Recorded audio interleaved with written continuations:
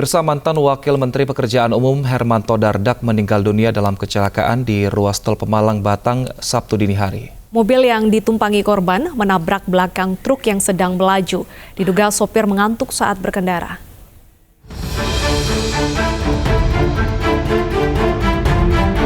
Jenazah mantan Wakil Menteri Pekerjaan Umum Hermanto Dardak dievakuasi ke Rumah Sakit Aro, Pekalongan. Ayah Wakil Gubernur Jawa Timur Emir Elestianto Dardak ini meninggal dunia akibat kecelakaan yang terjadi di ruas tol Pemalang Batang kilometer 341+400. Mobil yang ditumpangi Hermanto dan disopiri AS menabrak dari belakang sebuah truk. Saat kejadian, korban sedang dalam perjalanan menuju Jakarta dari acara bedah buku di Semarang. Kendaraan melaju dengan kecepatan 100 km per jam. Diduga sopir mengantuk sehingga menabrak truk yang berada di depannya. Lanjuti untuk pengolahan TKP dan penyelidikan terkait laka yang terjadi. Kemudian saat ini korban sudah dimandikan, kemudian sudah dikafani dan akan mulai diberangkatkan ke rumah duka di Jakarta. Sudah ada dugaan kenapa? Mengantuk atau? Itu masih kami dalamin karena saat ini karena supir saat ini masih berada di IGD. Ada berapa penumpang? Hanya satu. Penumpang hanya satu, kemudian supir satu. Akibat tabrakan ini, mobil minibus yang ditumpangi Hermanto rusak parah di bagian depan dan kiri. Wakil Menteri di era Presiden Susilo Bambang Yudhoyono periode 2010-2014 ini meninggal dunia di tempat kejadian. Sementara sopir AS terluka ringan dan akan dimintai keterangan polisi terkait kecelakaan ini. Dari Batang, Jawa Tengah, Suryono Soekarno, iNews melaporkan. Pemirsa, seorang pria Parubaya yang merupakan purnawirawan TNI tewas dengan luka tusuk di Kabupaten Bandung Barat, Jawa Barat. Penganiayaan dengan senjata tajam ini dipicu masalah parkir.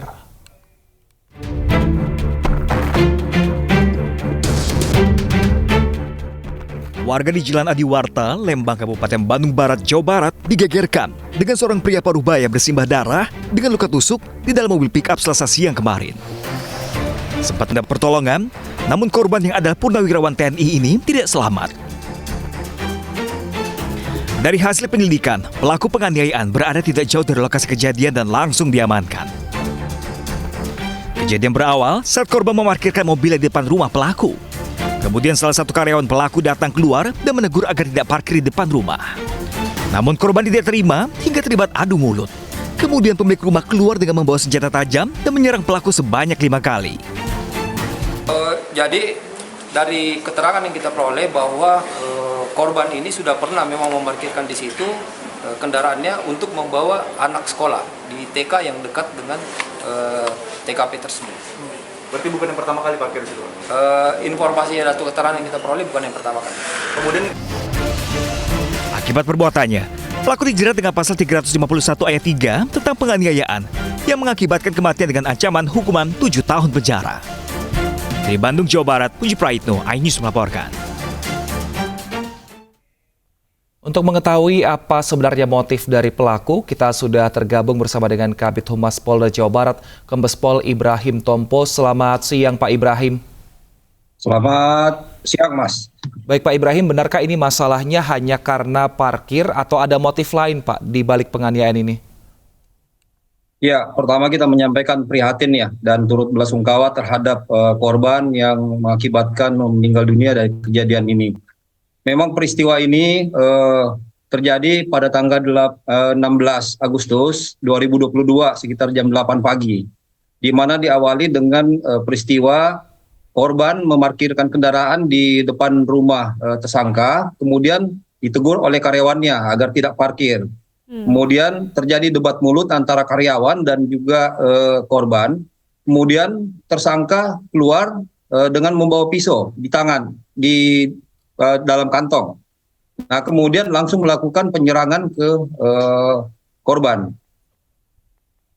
Baik, Pak Ibrahim, tersangka ini kan sebelumnya tidak berada di lokasi pada saat karyawan dengan korban ini bertengkar, begitu. Nah, apakah ketika keluar itu sudah berniat untuk membunuh karena membawa pisau atau memang sedang memasak, pisaunya terbawa sehingga tersulut emosi? Ya, ini juga ada beberapa hal yang perlu kita review kembali ya. Dari rilis pertama memang kita merilis dengan konstruksi dari fakta-fakta yang kita peroleh bahwa tersangka itu sedang memasak di dalam dapur dan kemudian keluar dan terjadi pertengkaran, dan setelah pertengkaran mulut kemudian terjadi adu jotos.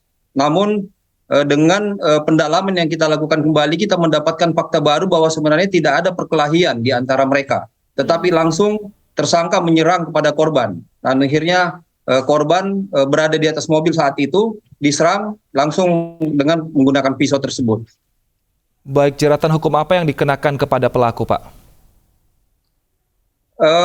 Ini kan peristiwanya sebenarnya awalnya ditangani oleh Polsek ya. Kemudian karena diatensi oleh Bapak Kapolda, akhirnya kasus ini ditarik ke Polda, ditangani oleh tim penyidik dari Reskrim Polda. Dari hasil pendalaman saat awal memang pemeriksaan saksi itu baru sekitar 3 orang, sehingga cukup dangkal pemeriksaan dan kesaksian yang ada. Namun setelah dilakukan pendalaman oleh tim Reskrim Polda, akhirnya dilakukan pemeriksaan terkait dengan peristiwa itu sebanyak 12 saksi tambahan.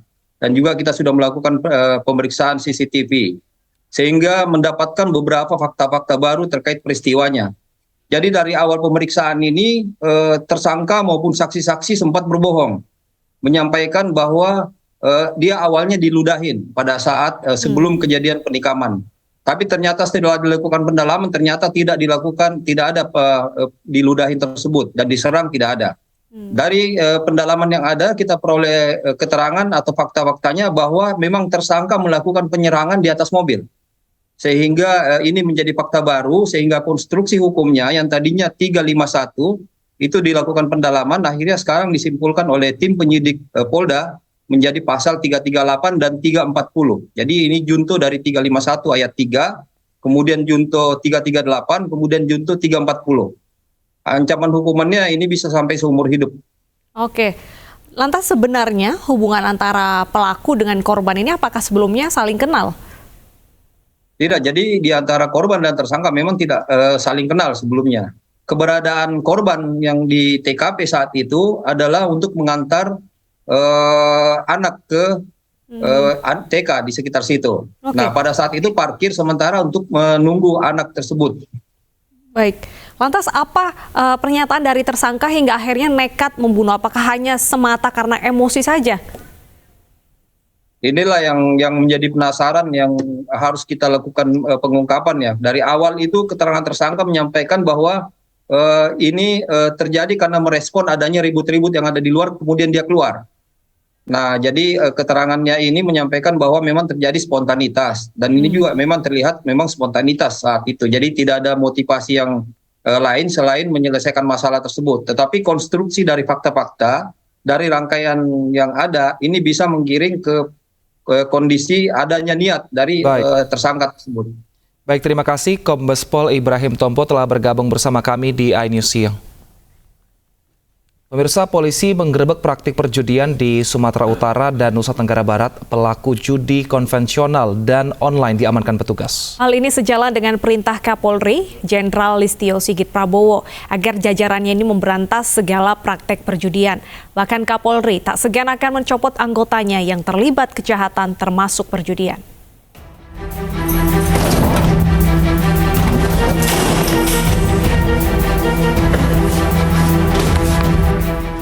Polisi menggerebek 2 lokasi judi online di Deli Serdang dan Mandailing Natal, Sumatera Utara. Di Deli Serdang, petugas menggeledah rumah pemilik judi online terbesar di kawasan Komplek Elit Cemara Asri, Deli Serdang, Sumatera Utara. Petugas mengamankan ponsel dan nomor operator seluler serta memblokir 107 rekening yang digunakan para pelaku. Selain itu, petugas juga mencekal terduga pelaku agar tidak bisa melarikan diri ke luar negeri. Sementara di Mandailing Natal, polisi menangkap 7 tersangka agen judi jenis togel yang beroperasi di kedai kopi. 3 di antara pelaku merupakan lansia. Dari mereka, petugas menyita uang tunai, kartu ATM, buku tabungan, handphone, serta sejumlah buku rekap. Di Mataram, Nusa Tenggara Barat, petugas menggerebek judi online di Kelurahan Banjar Ampenan. 2 orang pelaku ditangkap dan merupakan residivis kasus perjudian. Penggerebekan praktik judi ini merupakan perintah Kapolri Jenderal Listio Sigit Prabowo. Selain itu, Kapolri juga memerintahkan untuk memberantas peredaran narkoba, pungutan liar, penyalahgunaan BBM dan LPG. Yang namanya perjudian apapun bentuknya, apakah itu darat, apakah itu online, semuanya harus ditindak. Jadi saya ulangi, yang namanya perjudian, apakah itu judi darat, judi online dan segala macam bentuknya harus ditindak. Saya tidak akan memberikan toleransi. Kalau masih ada yang kedapatan, pejabatnya saya copot. Saya tidak peduli apa itu Kapolres, apakah itu Direktur, apakah itu Kapolda, saya copot. Demikian juga di Mabes juga sama, tolong betul-betul diperhatikan. Kemudian hal-hal yang menjadi keluhan masyarakat dan dilaporkan, tolong dibereskan. Demikian juga masalah narkoba, jangan ada yang main-main. Kalau ketahuan bermain-main dengan masalah narkoba, mengatur, pengedar atau pengguna, ketahuan, saya copot. Illegal mining, apalagi di wilayah hutan lindung dan sebagainya, tidak ada lagi. Penyeludupan demikian juga, penyalahgunaan BBM, LPG apalagi yang saat ini menjadi beban pemerintah, tolong tertibkan. Masalah pungli, kalau ada saya tindak. Ini pertaruhan kita, tinggal rekan-rekan memilih yang mana. Yang nggak sanggup, angkat tangan. Sekali lagi, saya tanya kepada rekan-rekan. Yang nggak sanggup, angkat tangan. Merebaknya kasus pembunuhan Brigadir Joshua yang menyeret Irjen Verdi Sambo sebagai tersangka menjadi momentum bersih-bersih di tubuh Polri. Kapolri meminta tidak ada lagi polisi yang arogan dan pandang bulu dalam menangani masalah hukum masyarakat. Dari Jakarta, Tim Liputan iNews melaporkan. Kapolri Jenderal Listio Sigit Prabowo menekankan agar jajarannya memberantas segala praktik perjudian. Bahkan Kapolri tak segan akan mencopot anggotanya yang terlibat kejahatan termasuk perjudian. Tim Liputan iNews melaporkan. Kepolisian daerah Sumatera Barat menyatakan perang terhadap perjudian dalam 2 pekan terakhir. Jajaran kepolisian telah melakukan 124 penangkapan dengan total tersangka 230 orang. Jajaran kepolisian Polda Sumatera Barat mengatensikan penangkapan segala bentuk perjudian di seluruh wilayah Sumatera Barat mulai dari tanggal 1 Agustus 2022 hingga saat ini. Ratusan kasus judi yang diungkap ini bervariasi, mulai dari judi konvensional hingga judi online. Tercatat dari tanggal 1 hingga 15 Agustus, sebanyak 230 orang tersangka judi diamankan dalam 124 kasus penangkapan. Dalam hal ini, Kapolda Sumatera Barat juga mengultimatum setiap anggota agar tidak terlibat dalam kasus perjudian.